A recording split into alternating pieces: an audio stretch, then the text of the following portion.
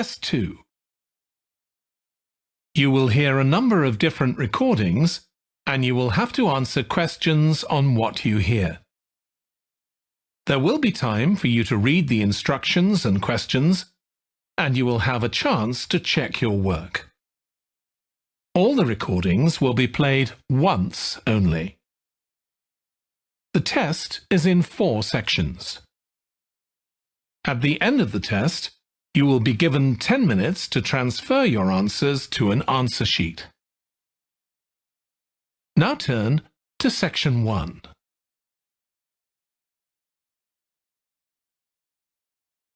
Section 1.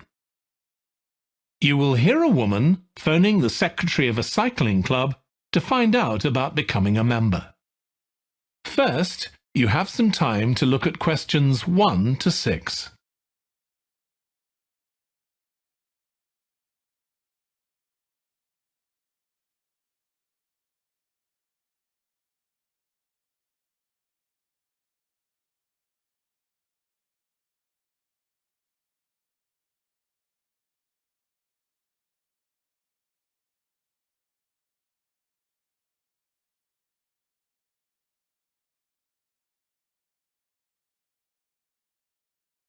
You will see that there is an example that has been done for you. On this occasion only, the conversation relating to this will be played first. Hello, South City Cycling Club. Oh, hi. I want to find out about joining the club. Right, I can help you there. I'm the club secretary and my name's Jim Hunter. Oh, hi, Jim. The club secretary's name is Jim Hunter, so Hunter has been written in the space. Now we shall begin. You should answer the questions as you listen because you will not hear the recording a second time. Listen carefully and answer questions 1 to 6. Hello, South City Cycling Club. Oh, hi. I want to find out about joining the club. Right, I can help you there. I'm the club secretary and my name's Jim Hunter. Oh, hi, Jim. So, are you interested in membership for yourself? That's right. Okay, well, there are basically 2 types of adult membership. If you're pretty serious about cycling, there's the full membership. That costs $260, and that covers you not just for ordinary cycling, but also for races, both here in the city and also in other parts of Australia. Right. Well, I'm not really up to that standard. I was more interested in just joining a group to do some cycling in my free time. Sure, that's why most people join. So in that case, you'd be better with the recreational membership. That's $108 if you're over 19 and $95 if you're under. I'm 25. Okay, it's paid quarterly and you can upgrade it later to the full membership if you want to, of course. Now, both types of membership include the club fee of $20. They also provide insurance in case you have an accident, though we hope you won't need that, of course. No. Okay, well, I'll go with the recreational membership, I think, and that allows me to join in the club activities and so on. That's right. And once you're a member of the club, you're also permitted to wear our kit when you're out cycling. It's green and white. Yes, I've seen cyclists wearing it. So can I buy that at the club? No, it's made to order by a company in Brisbane. You can find them online. They're called Jerry's. That's Jerriz. You can use your membership number to put in an order on their website. Okay. Now, can you tell me a bit about the rides I can do? Sure. So we have training rides pretty well every morning, and they're a really good way of improving your cycling skills as well as your general level of fitness. But they're different levels. Level A is pretty fast. you're looking at about 30 or 35 kilometres an hour. If you can do about 25 kilometres an hour, you'd probably be level B. And then level C are the novices who stay at about 15 kilometres per hour. Right. Well, I reckon I'd be level B. So when are the sessions for that level? There are a couple each week. They're both early morning sessions. There's one on Tuesdays, and for that one you meet at 5:30 a.m, and the meeting point's the stadium. Do you know where that is? Yes, it's quite near my home, in fact. Okay, and how about the other one? That's on Thursdays. It starts at the same time, but they meet at the main gate to the park. Is that the one just past the shopping mall? That's it. Before you hear the rest of the conversation, you have some time to look at questions 7 to 10.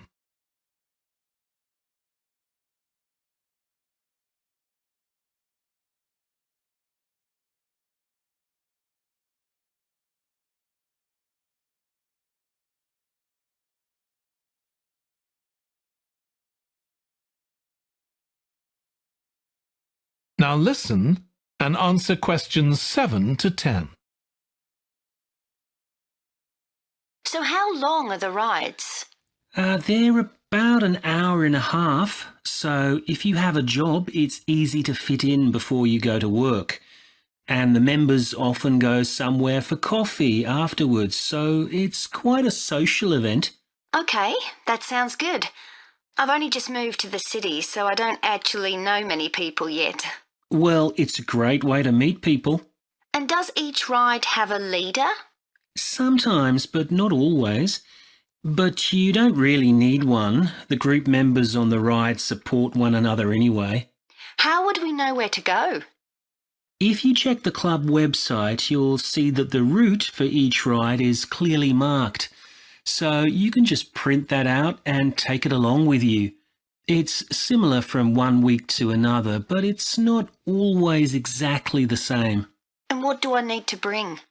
Well, bring a bottle of water and your phone. You shouldn't use it while you're cycling, but have it with you. Right. And in winter, it's well before sunrise when we set out, so you need to make sure your bike's got lights. That's okay. Well, thanks, Jim. I'd definitely like to join. So what's the best way of going about it? You can... That is the end of section 1. You now have half a minute to check your answers.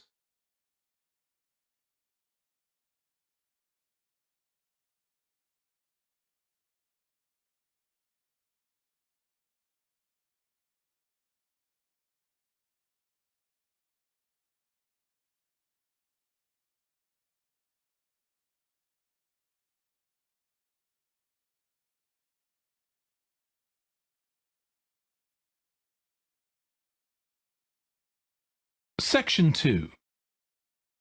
You will hear a manager in a company talking to employees about volunteering for charity work. First, you have some time to look at questions 11 to 16.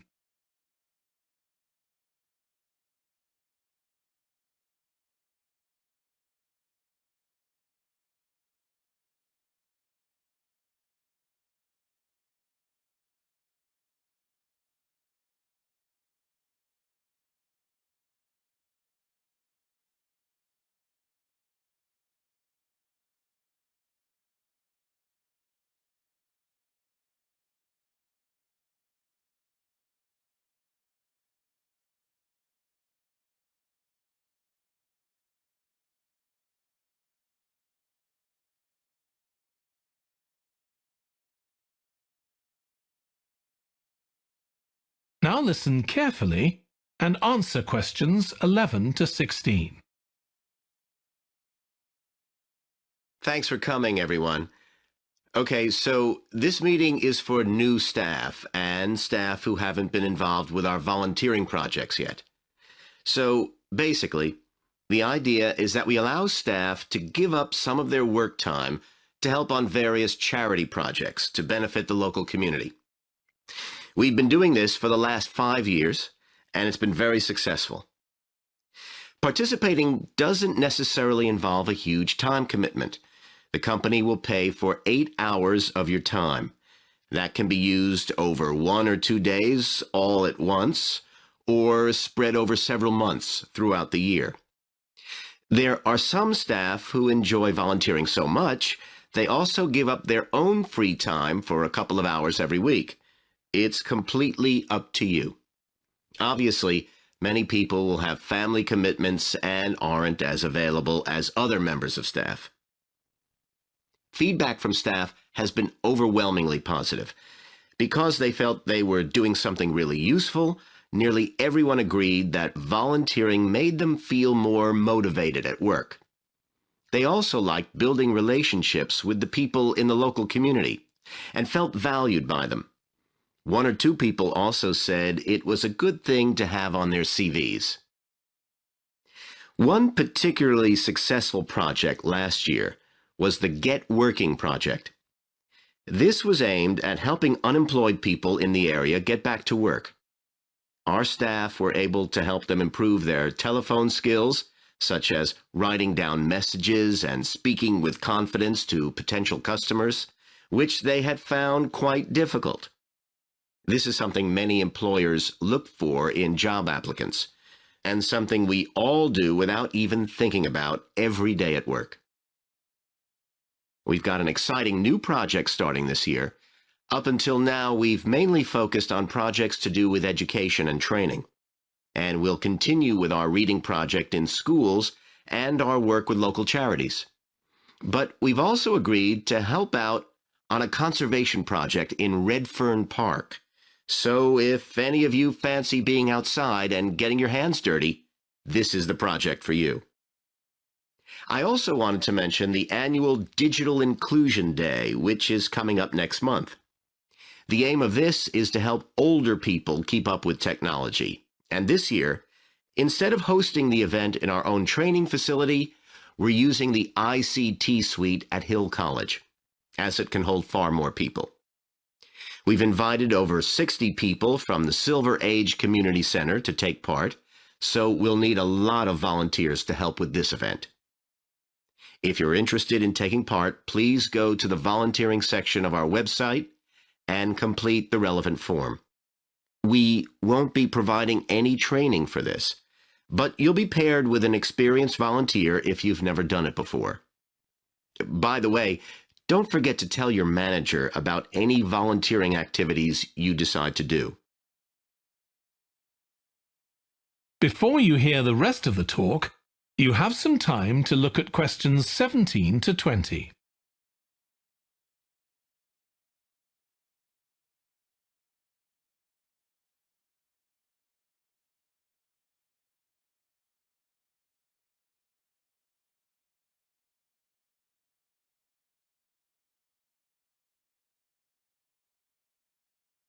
Now listen and answer questions 17 to 20. The participants on the Digital Inclusion Day really benefited. The majority were in their 70s, though some were younger, and a few were even in their 90s. Quite a few owned both a computer and a mobile phone, but these tended to be outdated models. They generally knew how to do simple things like send texts, but weren't aware of recent developments in mobile phone technology. A few were keen to learn, but most were quite dismissive at first. They couldn't see the point of updating their skills. But that soon changed. The feedback was very positive. The really encouraging thing was that participants all said they felt much more confident about using social media to keep in touch with their grandchildren, who prefer this form of communication to phoning or sending emails. A lot of them also said playing online games would help them make new friends and keep their brains active. They weren't that impressed with being able to order their groceries online, as they liked going out to the shops, but some said it would come in handy if they were ill or the weather was really bad. One thing they asked about was using tablets for things like reading newspapers. Some people had been given tablets as presents, but had never used them. So that's something we'll make sure we include this time.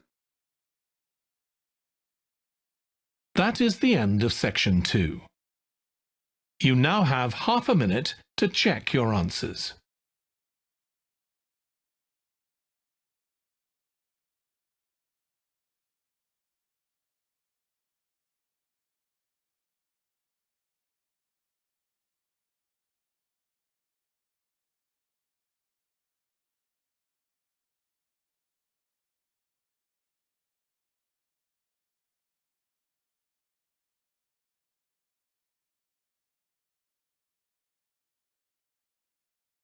Now turn to section 3.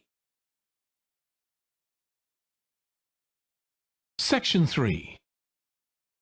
You will hear a student called Russ consulting his tutor about a presentation he is preparing on nanotechnology, the study of materials on an extremely small scale. First, you have some time to look at questions 21 to 25.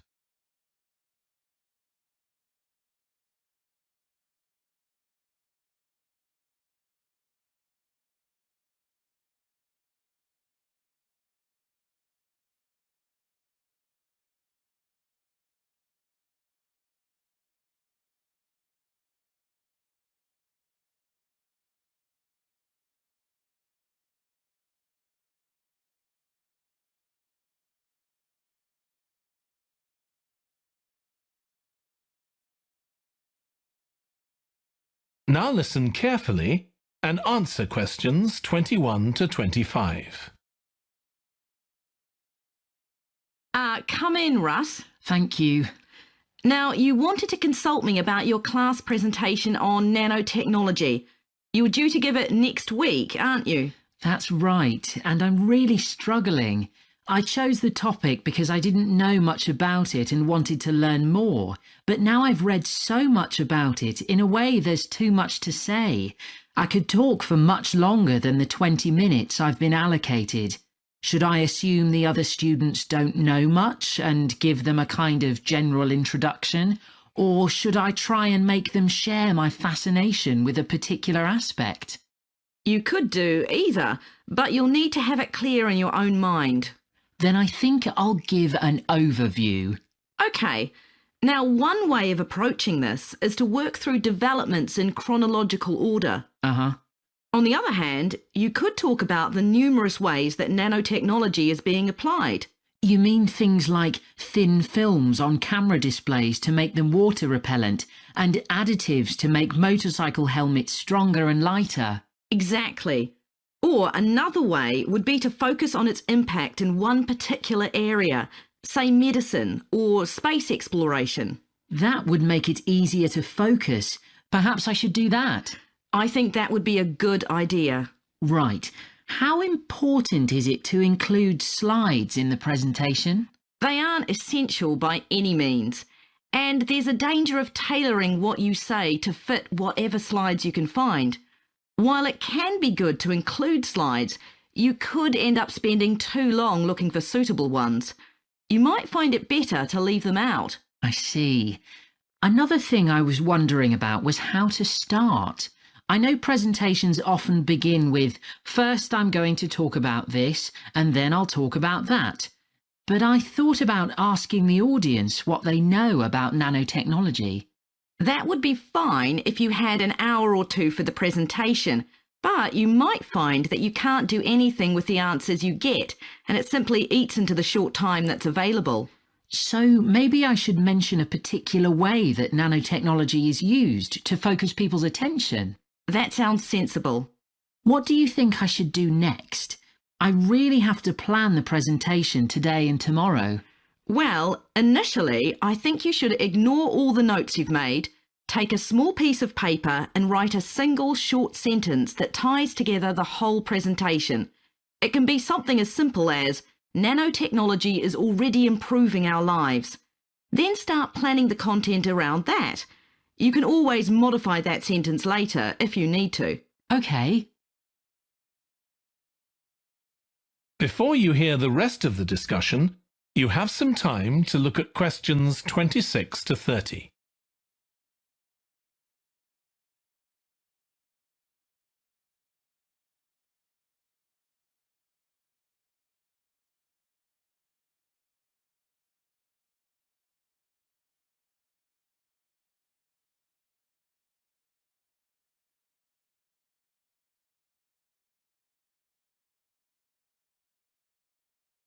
Now listen and answer questions 26 to 30. OK, now let's think about actually giving the presentation. You've only given one before, if I remember correctly, about an experiment you'd been involved in. That's right. It was pretty rubbish. Let's say it was better in some respects than in others. With regard to the structure, I felt that you ended rather abruptly, without rounding it off. Be careful not to do that in next week's presentation. OK.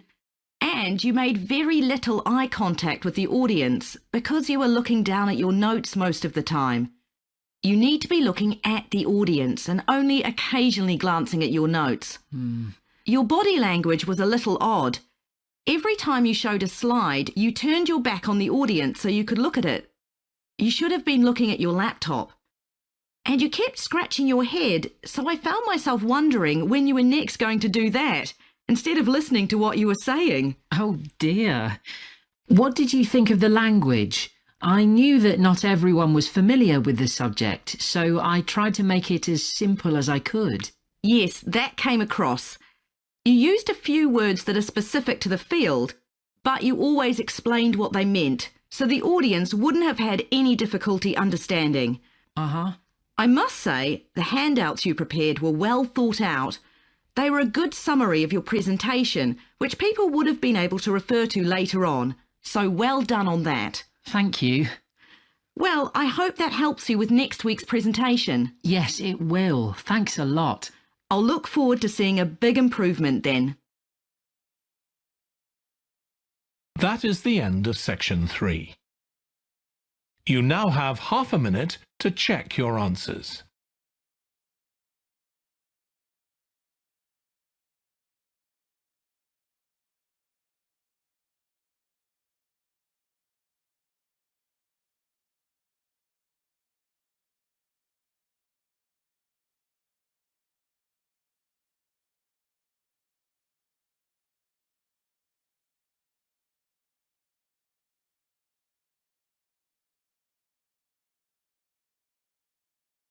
Now turn to section 4.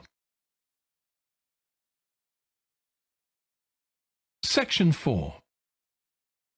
You will hear a lecturer in psychology talking about a type of memory. First, you have some time to look at questions 31 to 40.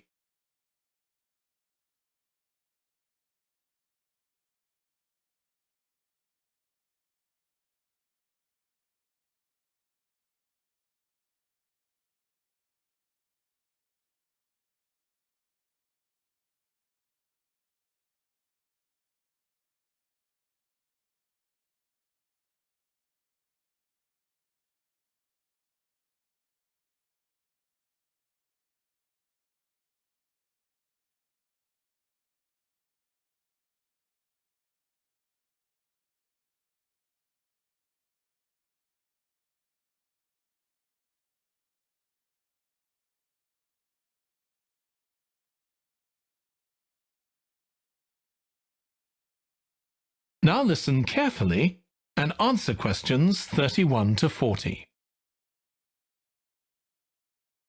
Today, we'll be continuing the series of lectures on memory by focusing on what is called episodic memory and what can happen if this is not working properly. Episodic memory refers to the memory of an event or episode.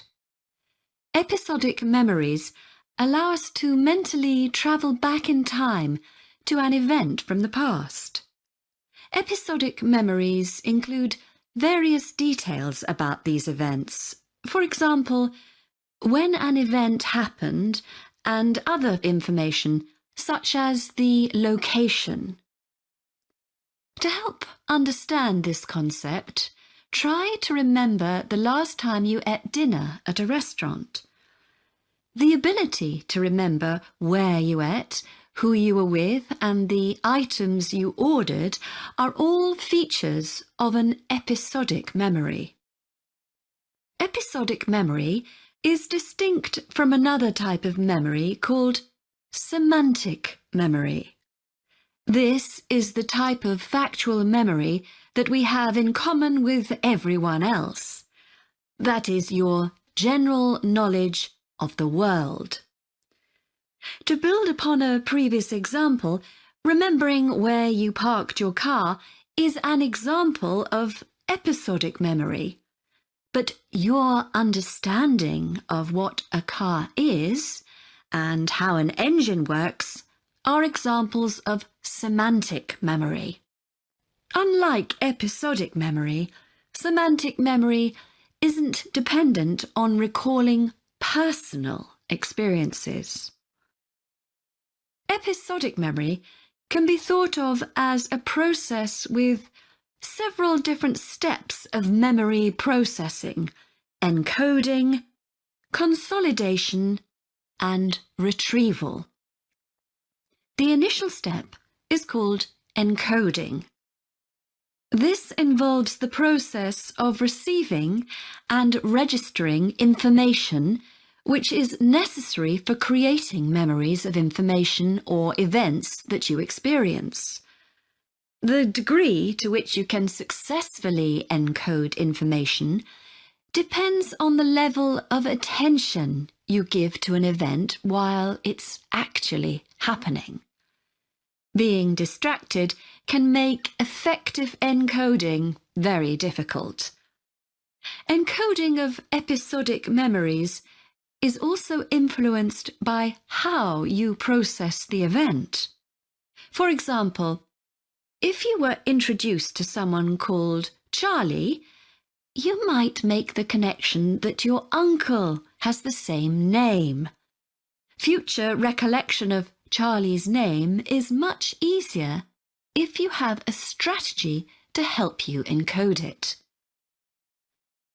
Memory consolidation, the next step in forming an episodic memory, is the process by which memories of encoded information are strengthened, stabilized, and stored to facilitate later retrieval. Consolidation is most effective when the information being stored can be linked to an existing network of information. Consolidation makes it possible for you to store memories for later retrieval indefinitely. Forming strong memories depends on the frequency with which you try to retrieve them. Memories can fade or become harder to retrieve if they aren't used very often. The last step in forming episodic memories is called retrieval, which is the conscious recollection of encoded information. Retrieving information from episodic memory depends upon semantic, olfactory, auditory, and visual factors. These help episodic memory retrieval by acting as a prompt. For example, when recalling where you parked your car, you may use the colour of a sign close to where you parked. You actually have to mentally travel back to the moment you parked.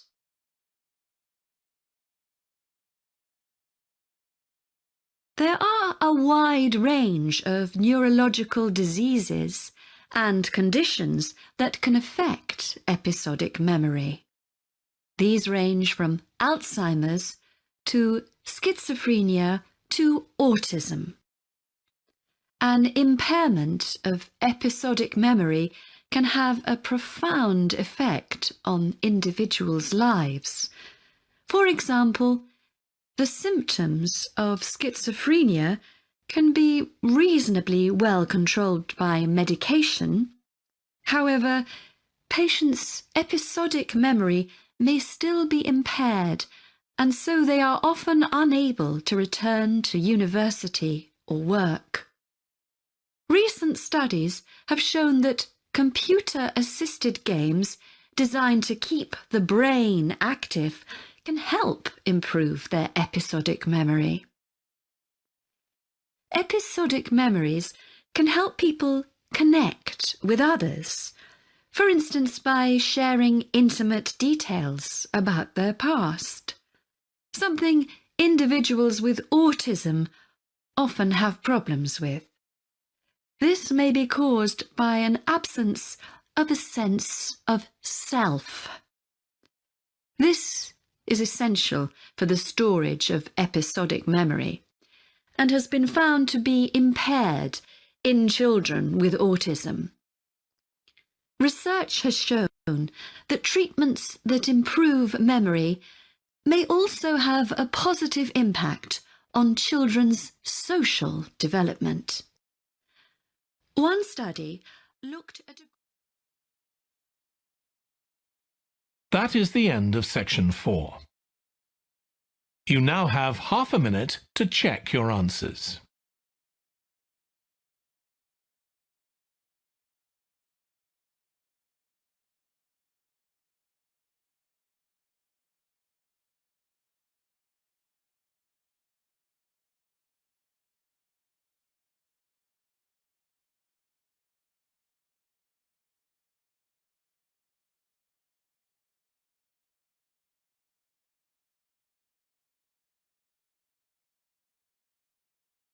That is the end of the listening test. In the IELTS test, you would now have 10 minutes to transfer your answers to the answer sheet.